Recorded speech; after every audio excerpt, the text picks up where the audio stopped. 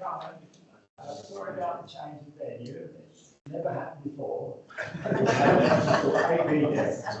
So this isn't quite as nice, but actually nice to have a good daylight this time of year. So, welcome. A very interesting evening tonight. We've got a debate on nuclear energy has no future, which is the motion will be taken by Gordon Taylor. And then the rebuttal will come from the very well qualified, but very privileged to have Dr.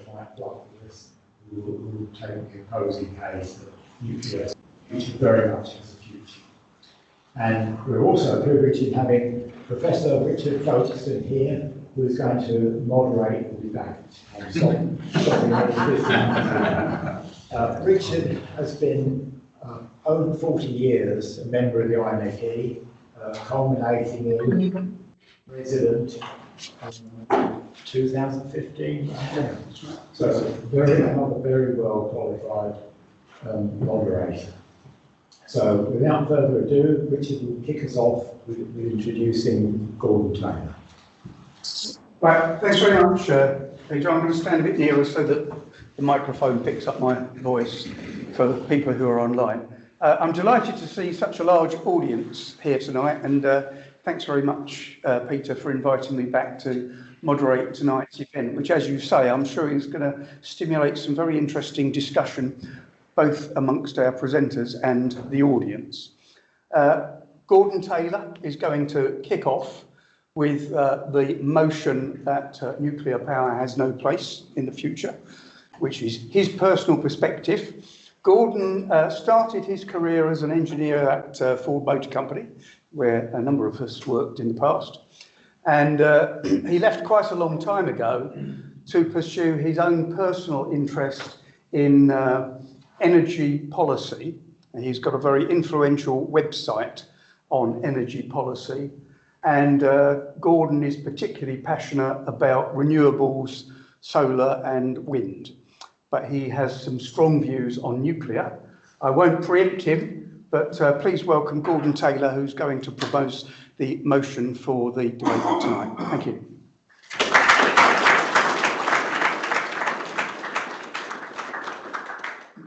Thank you, Jim. So this is the summary with 8 points.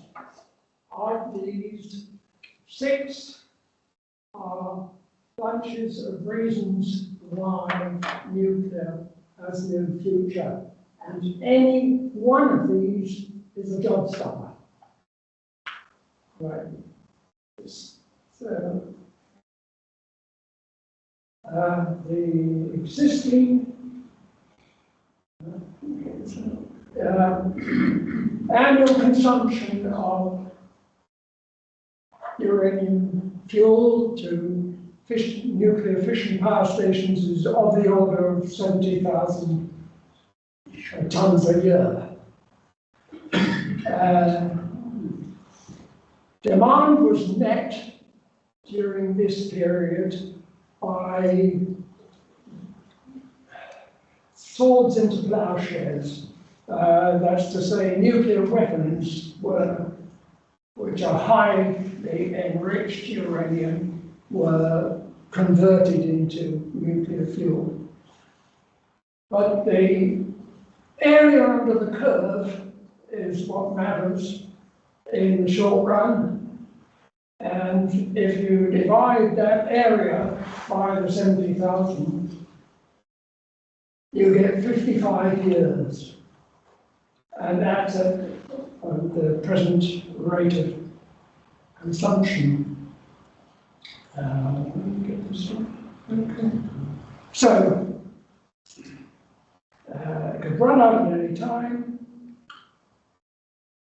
and before 2076 on that level pegging rate. Now, the UK has this present nuclear capacity about 6 gigawatts, but they have I think it was the previous government announced, and I know it's going to change, the ambition is 24 gigawatts. But of course, that would shorten the duration of the nuclear uranium resource, and very importantly, it's not just acquisition of the uranium, but it needs to be processed and enriched. And this so-called separative work has to be done, and this is also in short supply.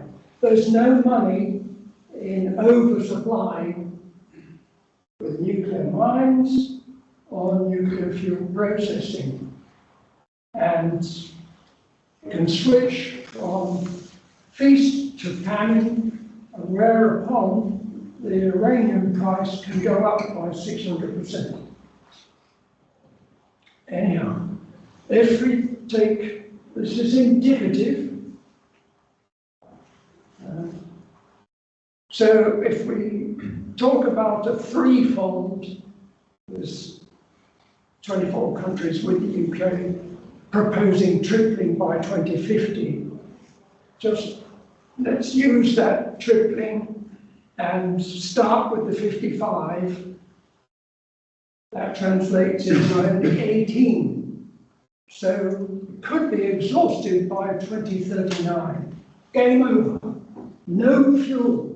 Job stopper. Absolute stopper. What that translates to is Hinkley Point might run for only 8 years, and Sizewell C might never run because it wasn't even finished in time.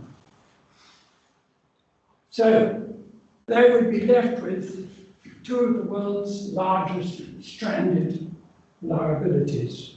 They may or may not be radioactive. Okay.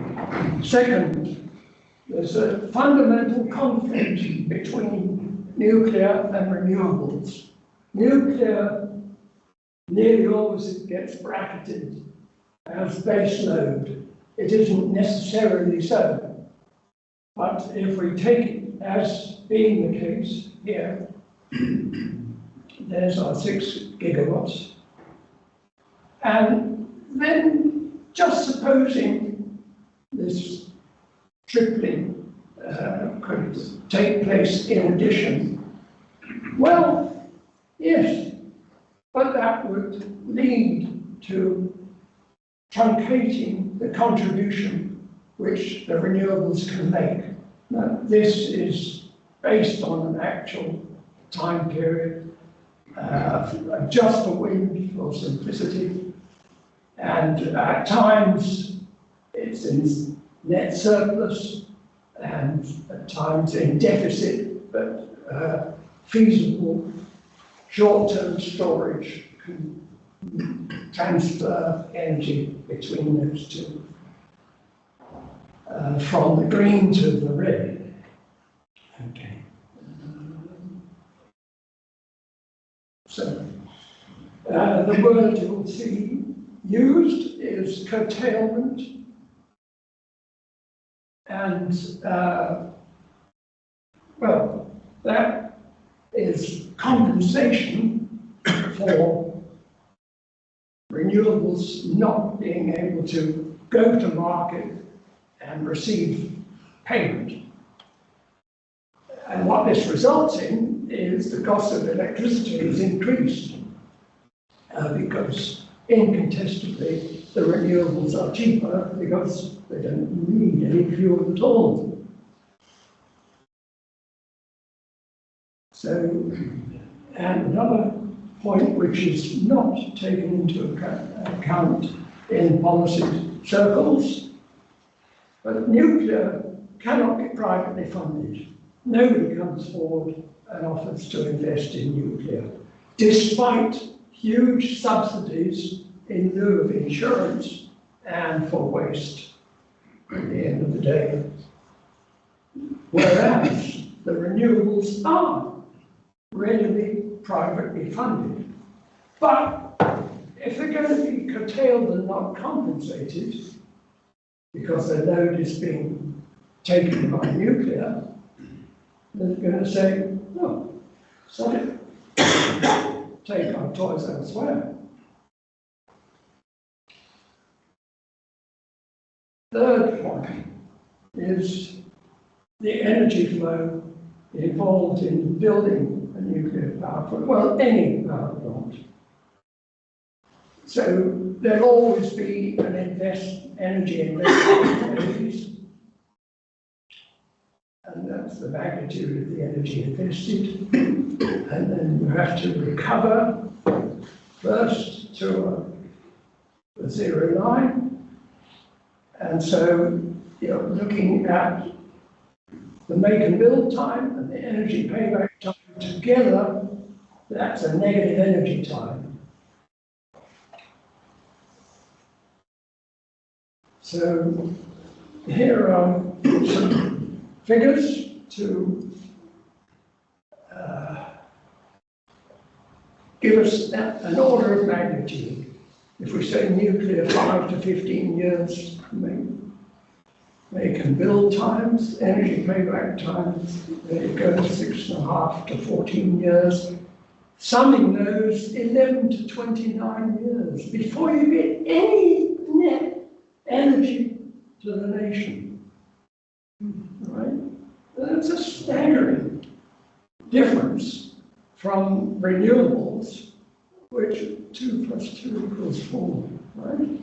So none may be added by 2050, which we set as our deadline.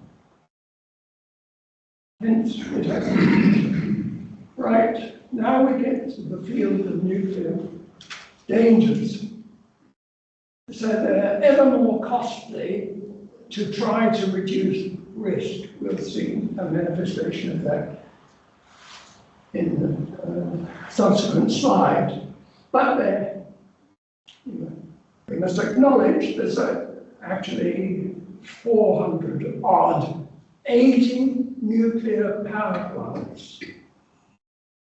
In other words, they've got years of service under their belt and years of degradation, like cracking of graphite, but every kind of corrosion and neutron damage as well. So, there have been, let's say, 3 or 4 big disasters, the most recent being Fukushima. And anybody wanting more detail, I refer them to the report on my website, because nobody in government or for government produced an adequate report on Fukushima, so I had to do it myself. Okay, now assessing the risk of nuclear disaster uses this probabilistic risk assessment, but when you look into it, the failure pathways run to billions, and nearly all the data that's put into the calculation is near as damn it guesswork. But inevitably, number one, they fail to identify the failure pathways. Number two,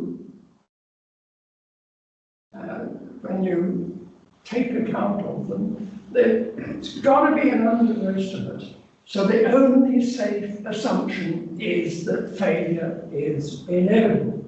And this has an implication when we come to insurance. Now, it's even worse than that, because the siting of these 2 big plants are both, how can they get it wrong? Both times they're on convergent channels. So we know climate change will bring sea level rise. That's on the thermal expansion of the water in the oceans. But we know there are plenty of storms. Compound that with convergent channels that magnifies the elevation. So right into the 7 channel. which supports the seventh law. It's not as though we don't know that. But the point is that we can project the future sea level rise, say at 2100. And then we note that decommissioning to get all that radioactive material on site, cleared, taking 50 years, means it's going to be shut down by 2050. So where's the point? Why even build it? Why even build it there? And they've done it again with Sizewell. If you look at the shape of the North Sea, it's convergent. Storm comes down the North Sea. Yes, it happened. Canby Island, 1953. Not exactly a historic time. Right, and another one is this business of the solar flares. One of the vulnerabilities of a nuclear power plant is station blackout. All power is lost. Can't even keep the decay heat, counter the decay heat. So they all require electric power. So you have to bring it to cold shutdown, taking weeks before the predictable occurrence of the nuclear flare, of the solar flares.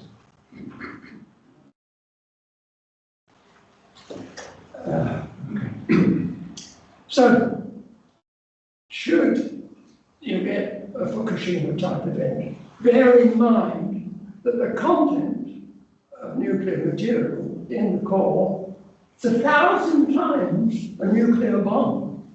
So that could give rise to a prodigious radioactive release, harming humans and all other life forms. Even in normal operation, nuclear power plants release tritium.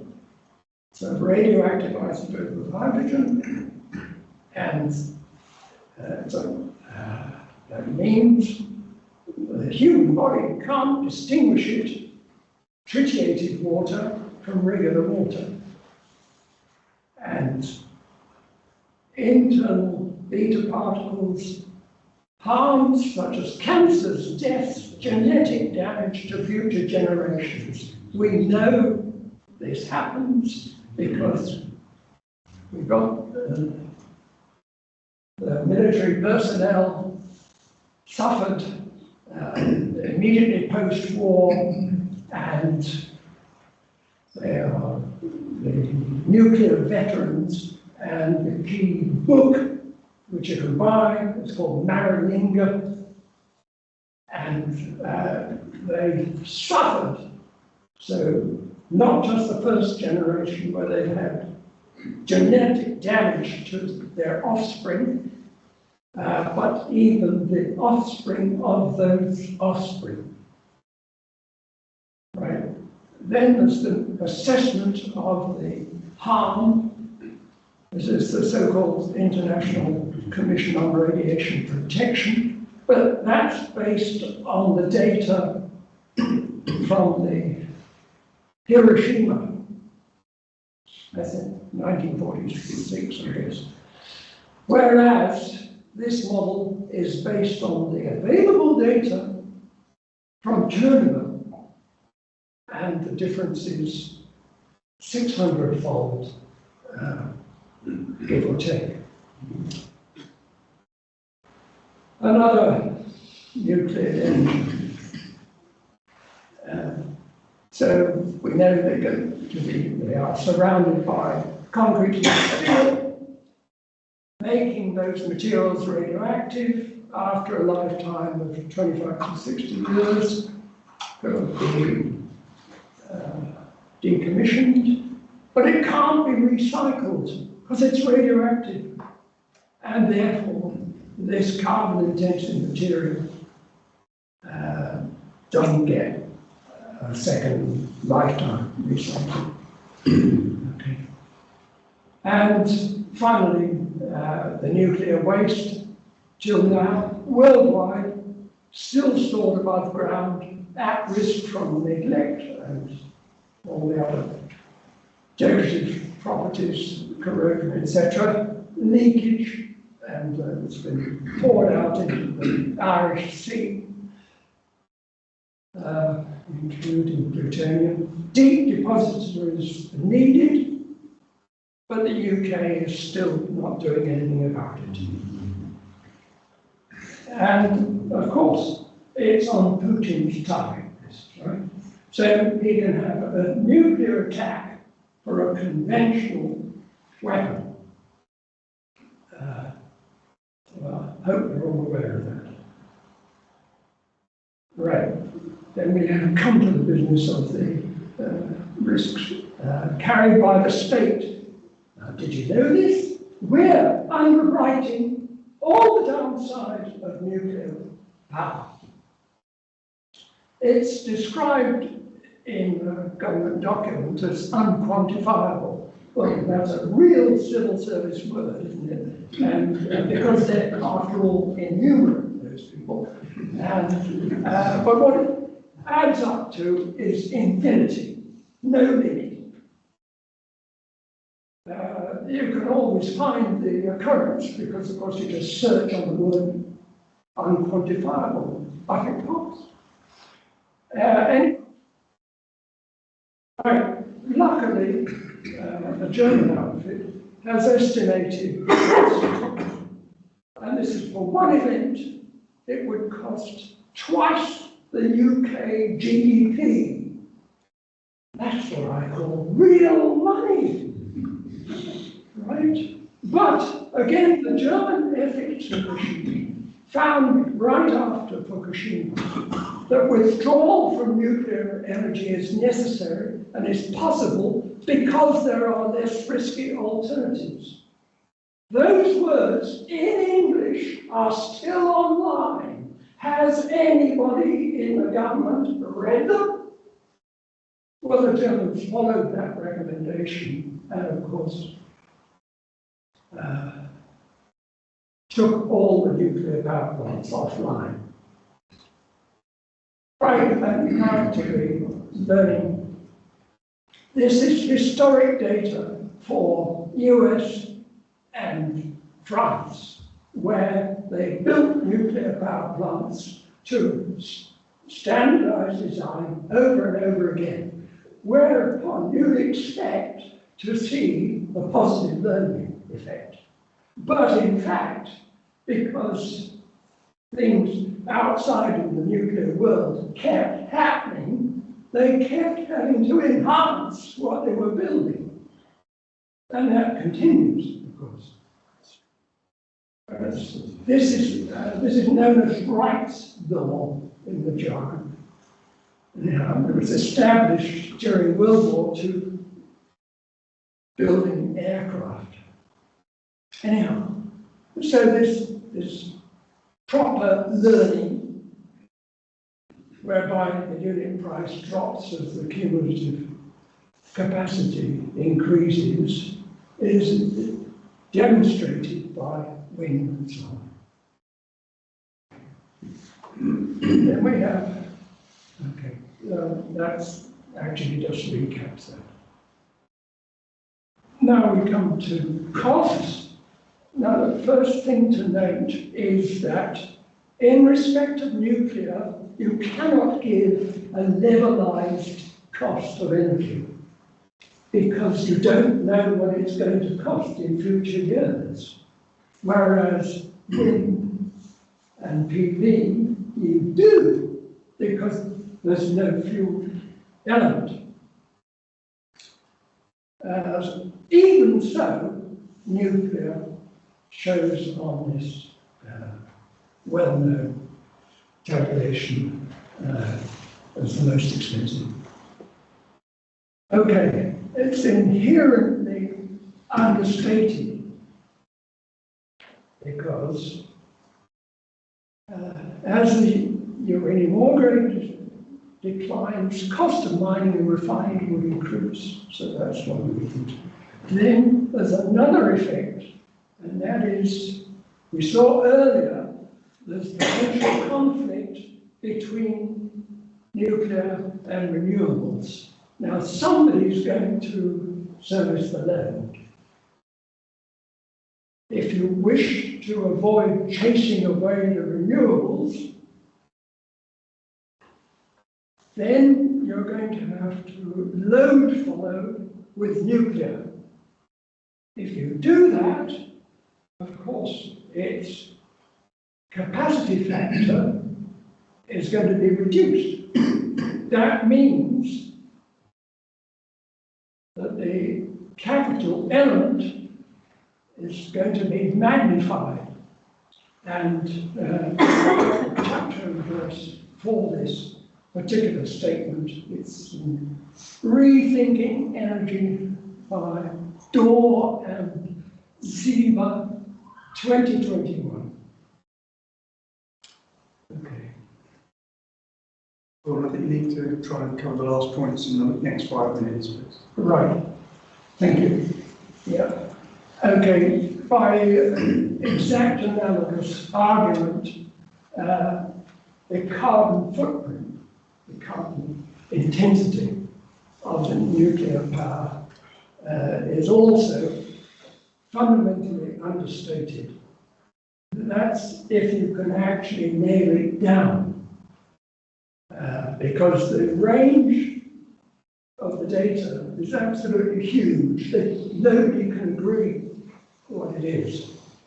Whereas the bill of materials, you can say, right, that is the bill of materials for that particular plant, run the numbers. Okay. So, claims have been made for small modular reactors, but I'm going to have to push through. But the bottom line is, it does nothing for you. But it's claimed to be quicker to build, and that's premised on factory. But that in turn is premised upon somebody being prepared to build the factory, one factory, and run a whole lot of SMRs out of that one factory to that one design. But that's not what's happening. There's about 50 people with various paper exercises, and they're also missing some fundamental points, which the nuclear power plants have over time increased in unit size exactly to try to reduce the cost of electricity. But there's a simple scale effect. Anybody who knows anything is square cube law and its empirical findings that the efficiency of a bigger plant is greater than that of a small one. Okay. Right. I will speak through. So there's a huge potential for energy saving. It's Colonel from Cambridge. It works 10 years old, but it's science and existing technology. So they find that the energy converters, think of a fridge, it's a cabinet, a heat pump, which undertakes the conversion. So knock it down by a factor 2, gets us 45. The passive systems, that's the cabinets, and put those two together, the potential is 80%. Why aren't we looking at those things which are incontestably sustainable first? Okay, and there's some precedents, but which is the very well-known case of the LEDs. and rotodynamic pumps and fans, cube law devices, electronic speed control. So the 50 to 80% savings, similar with fridges. And these can be delivered at scale and speed, but all these devices are made in many factories. The fact that many of them are in China is this. Anyhow, that's essentially the end of my presentation, and I invite questions on any of those topics. We'll hold questions for now, Gordon, because I think you've done an amazing job in setting out your reasons why you don't think nuclear has a future. Now, we've invited Dr. Michael Bluck here from Imperial College to give a counter-argument for why he thinks there is a case for nuclear. I've got a kind of personal relationship with nuclear. When I started at Imperial College in 1974, my personal tutor was the Professor of Nuclear Engineering, and I did a nuclear engineering option there. So I'm not biased, but I do understand nuclear fairly well. Now, Michael Bluck is the director of, I've got to get the right title here, of the Centre for Nuclear Engineering at Imperial College. He coordinates all of the nuclear research, teaching and outreach, including the provision of advice to government and parliament on nuclear engineering. And he's also the director of the Rolls-Royce Nuclear University Technology Centre, which is developing the small nuclear reactors and submarine reactors that Gordon also dismissed.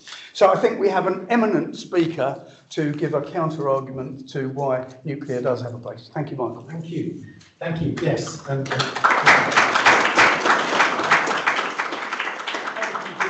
not taking it personally. We want to single-handedly destroy why should we? So yes, thank you, and thank you for so obviously my point is to say yes, we do need power. There's very many things that it's challenges it. Well, where are we? I'll be covering some of the science of the ground. It would be surprised if I didn't. We need energy more than anything. Okay. If we talk, if energy is expensive or difficult to get, everything is, because everything is energy. And our future depends on clean and abundant. And I totally agree, efficiency saving should be sought where you can. But China marches ahead. You have to be careful about doing that. Sorry, China marches ahead on the basis that it has cheap energy. We look at Germany, not so cheap energy. Yeah, it's losing manufacturing, as it will. We have targets, net zero by 2030. It wasn't at zero by 2030. The asterisk there, the star, is because now we've got a 5% little gap. We can get away with it, like Ed Miliband has given us. And we've got net zero energy by 2050. The government, so we don't need nuclear, the government says plans to deploy 24 gigawatts by 2050. It's for large and small, as sort of pointed out. Where are we? We're really talking at the moment about this little blue bit. 20% of our energy is electricity, 40% is heat, and 40% is transport. But electrical demand is forecast to grow. I should say it has been reducing. It is forecast to grow as we electrify. We have EVs and we have heat pumps, and we've got to produce hydrogen. Hydrogen is going to save everything. Okay, somehow. There's a little of that heat demand, possibly a vast amount, can be found by energy efficiency. The fact is, DESS estimates that we're going to at least 2 to 3 times the need for electricity as a result of electrification. But where are we? Well, I think in 2024, UK electricity demand, as it says on there, was about 32 gigawatts on average. A reduction since 2011, actually. 43 gigawatts on average in 2020. In 2011, actually the peak was in 2005. What that was, essentially it's shown by this graph here, and I'll come back to that, is we moved away from electricity. People remember Economy 7, that sort of thing. Everyone moved to gas central heating. We have got much more, as Gordon pointed out, much more energy efficient light bulbs. And we have deindustrialised. We've offshored our emissions. That's why our demand over this period, on this line, has gone down from that 2011. And on this graph, we've got coal. Coal is gone. Oil, pretty much gone. The grey bit, this is gas. It's still the same. This orange bit, that's nuclear. It's reducing as they come to the end of life. This is renewables. There's a bit of pumped storage there, and there's some bioenergy, that's DRAX. So, we expect with that reduced demand to need less power. All being equal, as we replace gas, coal, nuclear to a degree, with renewable. But that's not what we're seeing. In 2024, the non-derated, and that's the actual full rated power, production capacity was actually 105 gigawatts. It's an increase in capacity since 2011, where it was about 95. We've got a lot more in capacity. Our demand is reducing, yet our capacity has gone up. Now, as I've said, this downtick is actually going to go up according to DESNZ. But the issue here is renewables have intermittency, as Gordon was rightly pointed out. The UK also reduced gas to 5% by 2030. Well, yeah, good luck with that. UK has the highest electricity prices in the G7. Current UK emissions, because the point of this is to reduce emissions, is about 164 in 2024. It's 164 grams of CO2 per kilowatt hour. So what are the plans? Well, degrowth. That's one thing we can do. We'll just stop all protesters bearing coloured hair. Okay? They've got a point. If you really want to reduce emissions, stop buying stuff. Not too sure we want to do that. So making stuff, live in tents. So I've got here just a list of some options. I've got renewables only scenario, which is photovoltaics and wind, plus grid scale batteries. And you'll often hear this, batteries getting cheaper, and so on. This is the curve predicted by the US National Renewable Energy Lab. You're talking, on the whole, one of the points you notice, what it comes out is the LCOE, the levelized cost of electricity published by Lazard. It's comparing apples and oranges. You cannot compare, from my previous slide, a gigawatt of dispatchable fossil fuel or nuclear with a gigawatt of wind. Sometimes it doesn't blow. Okay? That's a low capacity factor. But if you could store that, you'd be fine. The issue is, we don't have any grids. Nowhere does grid scale batteries. All it's doing is doing little 4 hour, because that's what they're rated at, 4 hours. And 4 hours of battery is about the same cost as the wind power equivalent. It doubles the cost of wind, just to provide the same thing as a dispatch.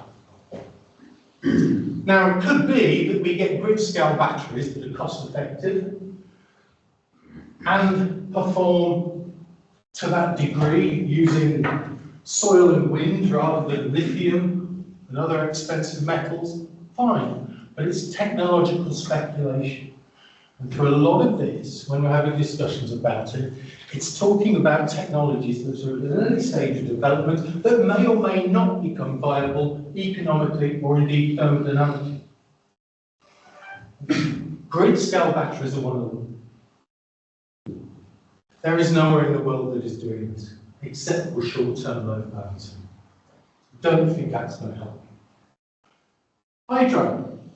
The only countries with low emissions either have lots of hydro or nuclear. End of. Norway does lots of hydro. Switzerland does lots of hydro. France does lots of nuclear. No one else does.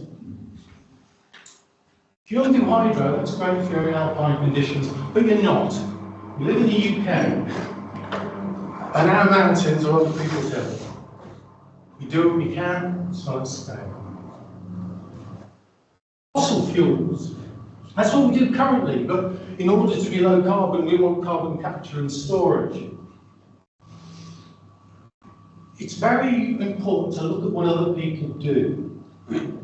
Germany, as we pointed out, decided to bin its nuclear, and it spent 400 billion euros on photovoltaics and wind.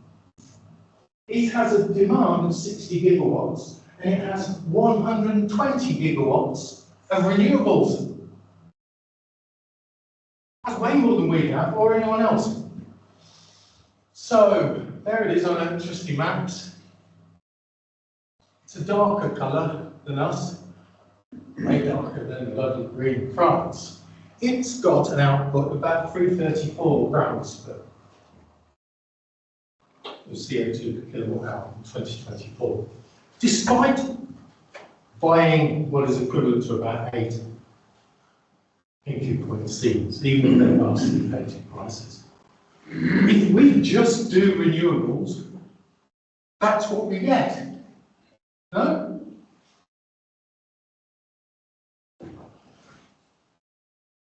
Again, sorry, I should just backtrack. And by the way, CCS, classic case of technological speculation. If you can do it with carbon capture and storage, yes. Any country that's doing this? Anyone know a single country? No, you don't, because there isn't one. If the petrochemical companies could do that, they would, because it preserves their business model. They'd bite your hand off. Ned Miliband chucking 20 billion at this thing, when frankly hundreds of billions have been spent on it, and it hasn't worked. Not at scale, it's just technological speculation. Germany hasn't got CCS, nor has anyone else, so it relies on fossil fuels. So despite having lots of renewables, it's got a problem. We could have PV and wind and then use that to generate hydrogen. But we need overbuild, vast amounts of overbuild of wind, so we can't use it on the grid and generate hydrogen with it. Nice green hydrogen, synthetic fuels. But again, it's technological speculation. Might work. Don't know. This is a couple of statements. This is McKinsey in 2023. Basically, it said, everything's going to be brilliant.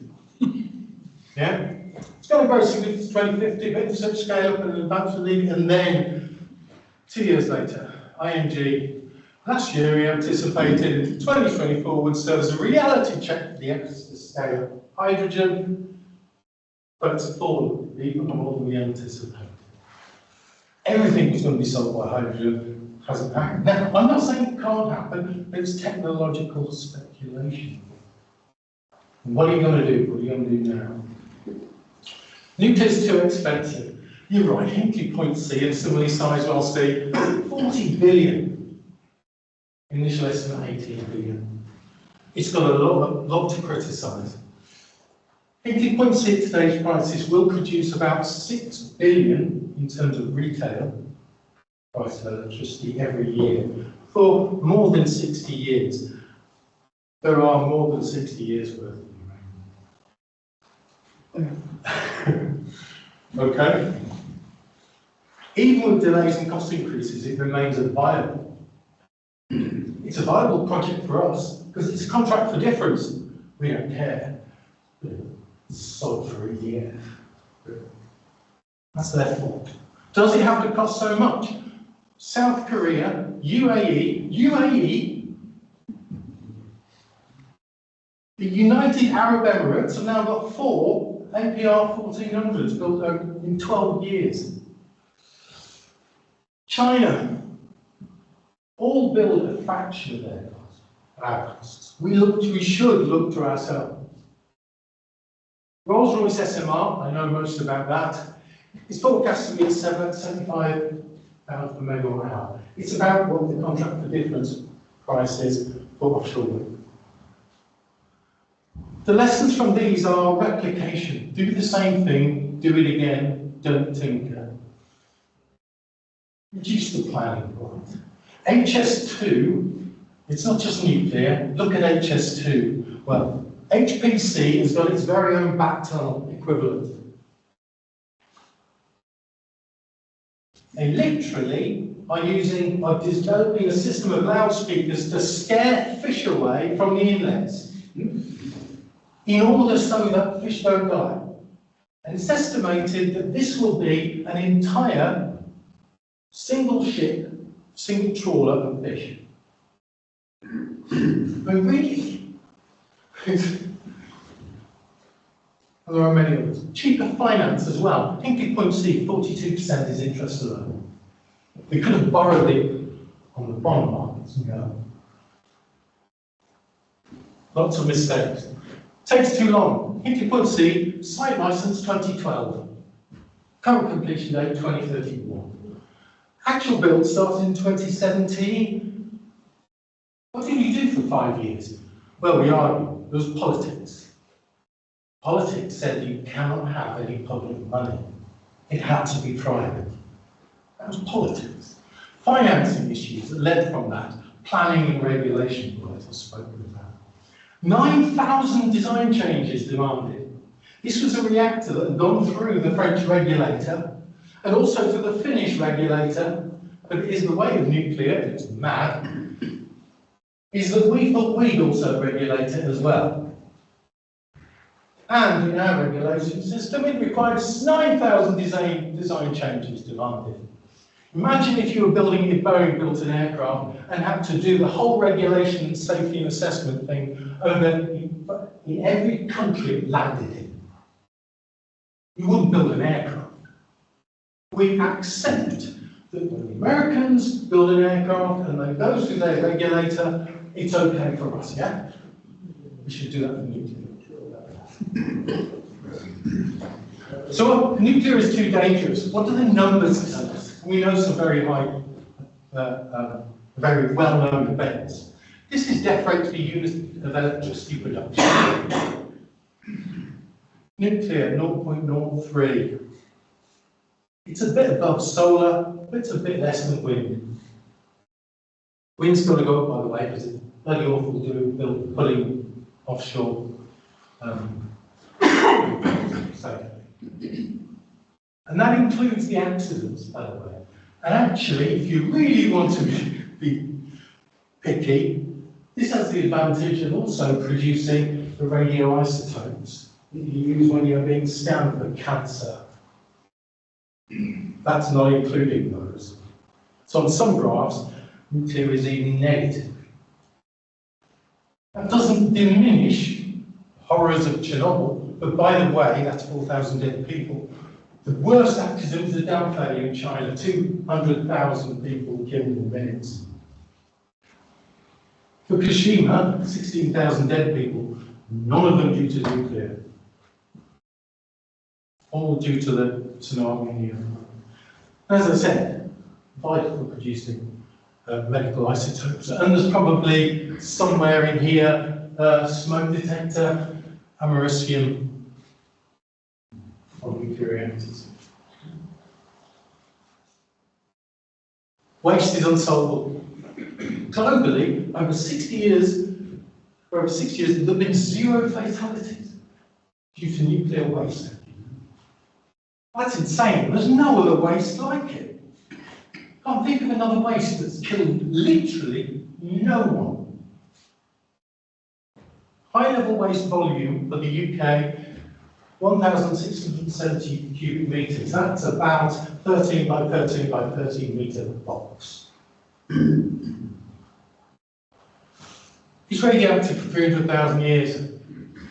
We know how to process and store it. We've been studying it for years. The issue is public and political acceptance. That is not easy. But new nuclear doesn't change it, because we've already done the waste. We've got to find something to do with it. Finland's already done it, they're on carbon. We should do too. Advanced fast reactors offer another solution, not only to the perceived lack of uranium, which I don't agree with, but advanced reactors can actually breed fuel. Yeah? We can use MOX, we can take, because we only use a bit of the uranium, we can reprocess it into MOX and get 10 times the actual value of those. But advanced fast reactors in terms of waste can reduce the problem to 300 years. I put a star on here because this is nuclear's very own technological speculation. We all do it. That said, the very first reactor in 1951, EBR-1, fast reactor. So we built them before. Nuclear as a potential toxin has one huge benefit that accounts for the very first bit. Its radioactivity is what makes it so detectable at a distance in the tiniest possible quantities. Yeah? You take any normal toxin, you don't know about it until you eat it. You're going to die.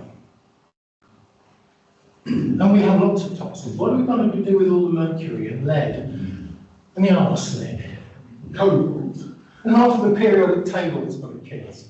Because that, the difference is dangerous forever. Very final point. The UK will be building nuclear because they're building nuclear submarines. That's unfair. We're talking about civil. Nuclear represents a potential indigenous industry. We'd like to make things. We're engineers, aren't we? SMR in particular is, and I agree with you, there are arguments that fluctuated, and they still fluctuate, as to whether to build large, few large, or many small. But we can't sit there and argue about it forever, and then never do anything. We'll just do both of them. To decarbonise everything, and not just the electricity, we need apparently 2 to 3 times at least the amount of electricity, plenty of heat for domestic, commercial, and process industries. Ruling out an established clean power source makes little sense. It doesn't have to be Hinkley Point C. Do you know what I do? I build Sizewell B's like it was going out of fashion. Should have carried on building Sizewell B's. Too late now, but I say wrong. But large reactors are fine too. Just build the same thing and then tinker. Nuclear produces vast amounts of otherwise waste energy. 2/3 of the energy that comes out of a normal PWR waste.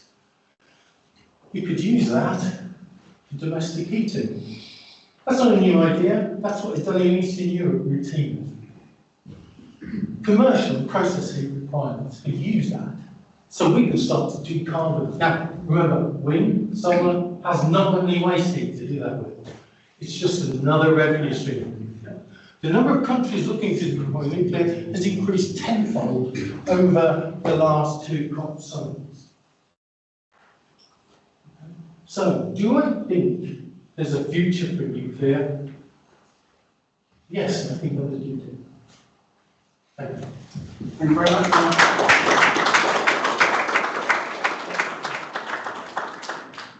We've had an amazing insight from 2 really conflicting points of view, and I don't know which one's right. So let's throw it open to some questions. The other thing we were talking about over dinner, I just wonder if Michael and Gordon would like to make a few comments about nuclear fusion, which hasn't been discussed.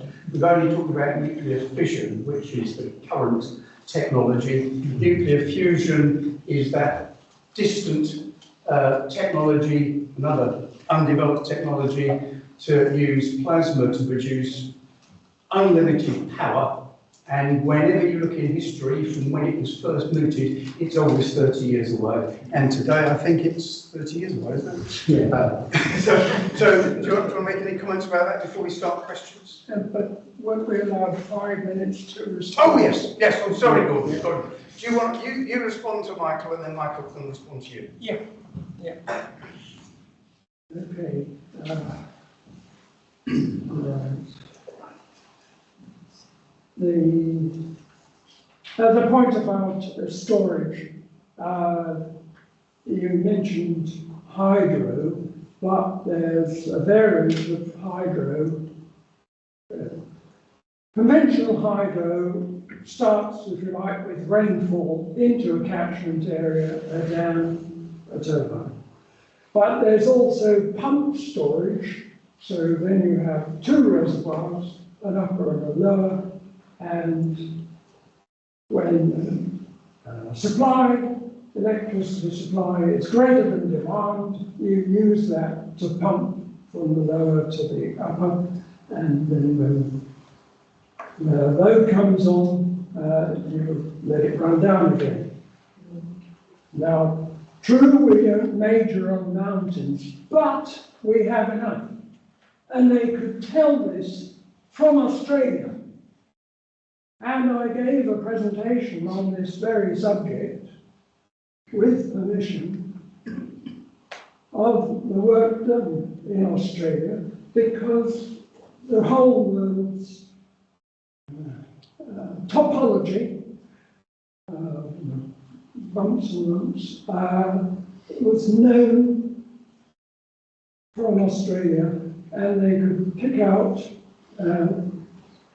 that part, which was the UK, and there's more than enough locations in Scotland and Wales, and all we have to do is build them, and in series for the turbo machines. And it's all on my website, energypolicy.co.uk.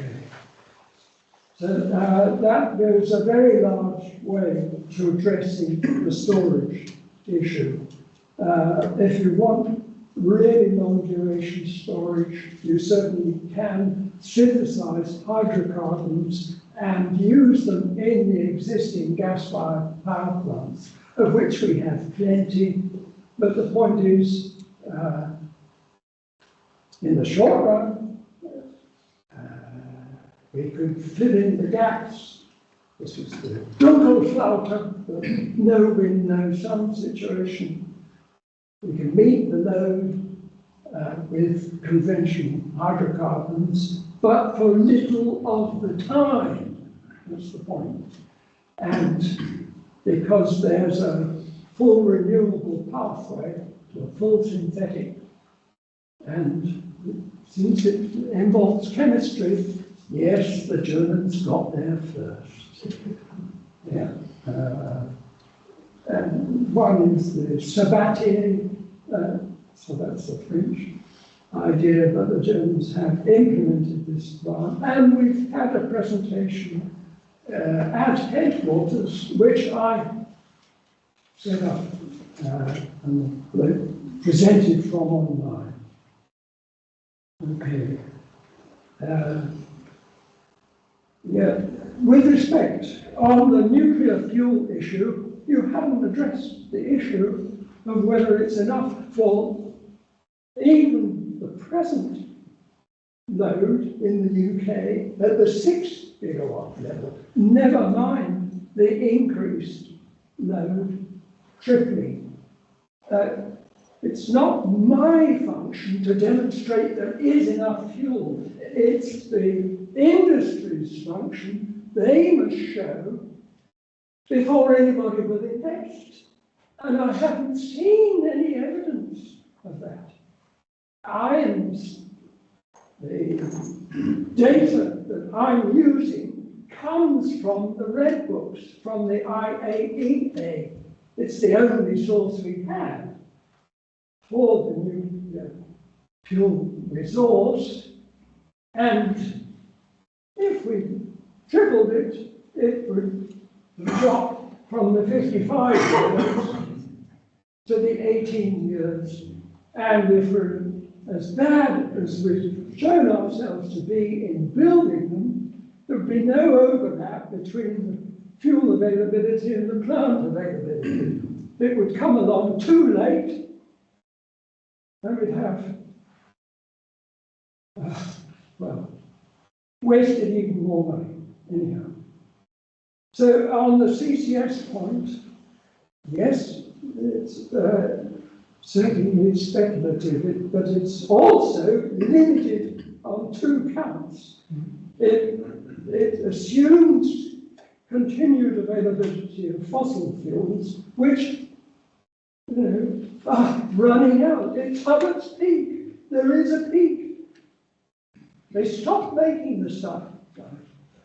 So, but the second point is where you stuff the CO2 when you capture it.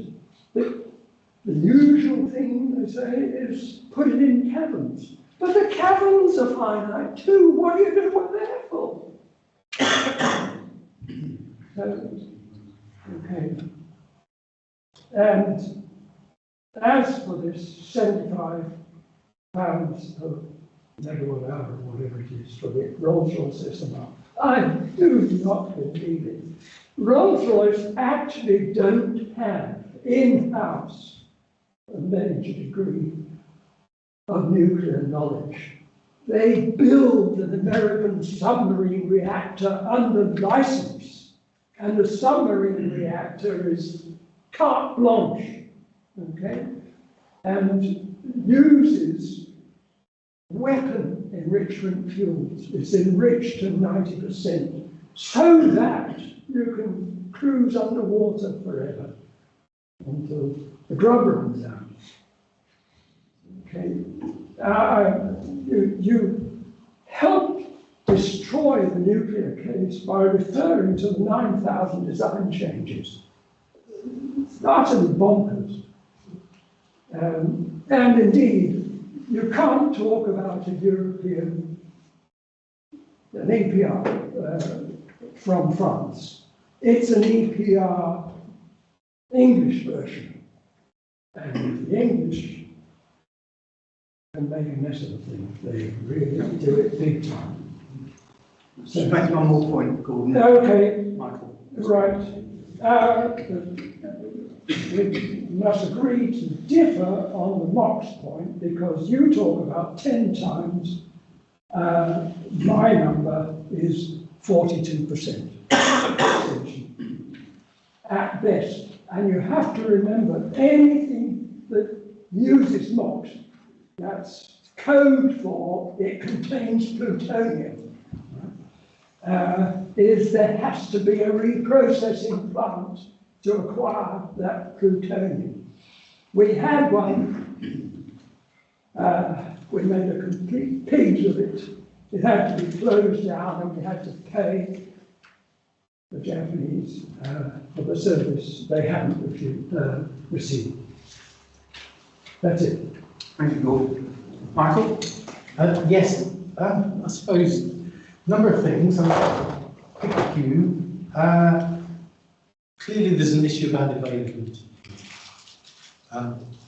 If we're going to triple the capacity, it wasn't clear to me whether you were talking about tripling the number of reactors in the world, or a tripling of the number of countries who are interested, or a tripling of the UK capacity. Well, there's a bunch of countries which have signed up to a tripling. So it was a lot of... well, there's 430 reactors currently. Sure. If we tripled in a relatively small number of countries, then we might get to about 600. Fine. But we'd be screwed even at current levels.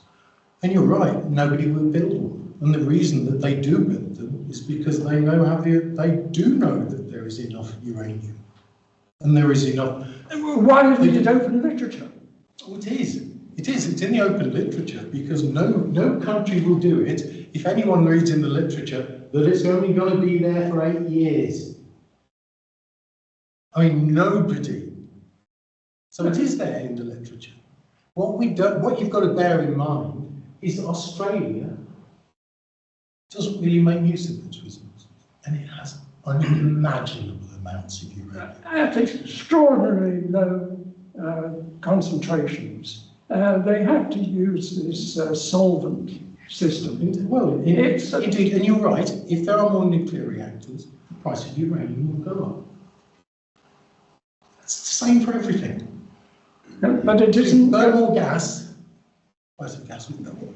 Yeah, but nobody's investing in additional mining capacity. But they will do, like anything else. If you don't build the reactors, they will not build new capacity.